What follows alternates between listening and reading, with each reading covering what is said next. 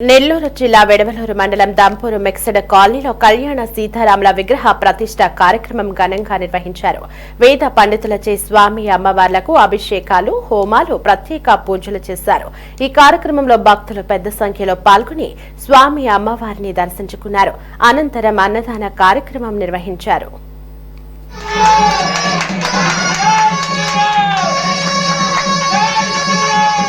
శ్రీరామ రామ రామేతి రమే రామే మనోరమే సహస్రనామ తత్తుల్యం రామనామవరాననే ఆపదామపహర్తారం దాతారం సర్వసంపదాం లోకాభిరామం శ్రీరామం భోజో భోజో నమామ్యహం.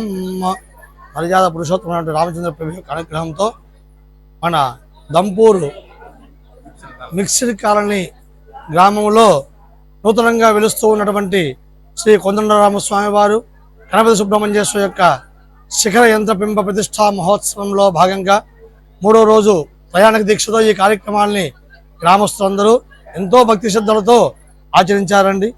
ఈరోజు 10 గంటల 30 నిమిషముల నుండి 11 గంటల 30 నిమిషములలోగా రామచంద్ర యొక్క విగ్రహ ప్రతిష్ట శిఖర ప్రతిష్ట కార్యక్రమాలు అత్యంత వైభవపేతంగా ఎంతో భక్తి శ్రద్ధలతో ఈ యొక్క గ్రామస్తులు భక్తులు అందరూ కూడాను ఈ యొక్క పూజా కార్యక్రమంలో ఎంతో విరివిగా పాల్గొని రామచంద్ర అనుగ్రహాన్ని అందరూ పొందారండి.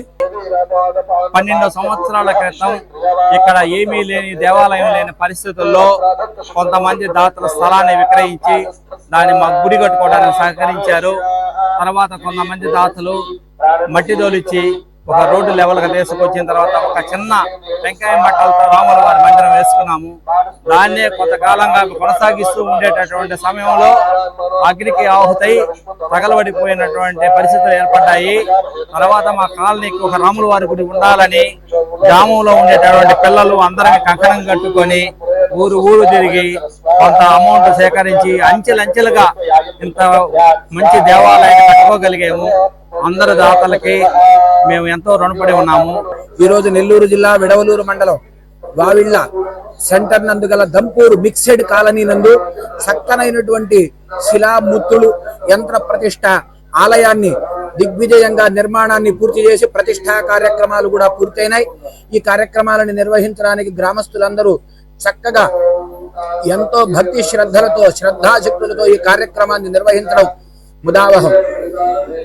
ప్రతి ఇంటికి ఒక పువ్వు అయితే ఈశ్వరునికి ఒక మాల అని సామెత.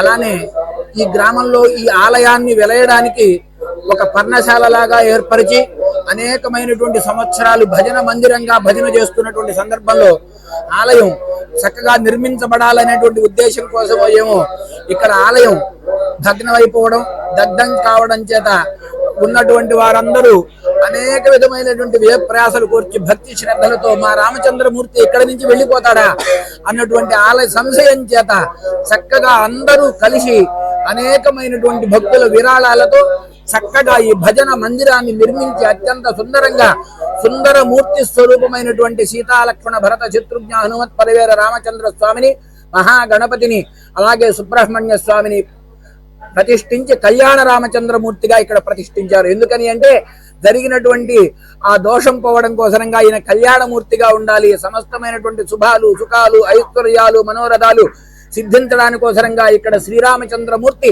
నిరంతరం సమస్త శుభాలను అనుగ్రహించేందుకోసరంగా కళ్యాణాలను కలిగించాలని ఇక్కడ కళ్యాణ రామచంద్రమూర్తిగా వీరందరూ భావించి స్వామివారిని ప్రతిష్ఠ చేశారు.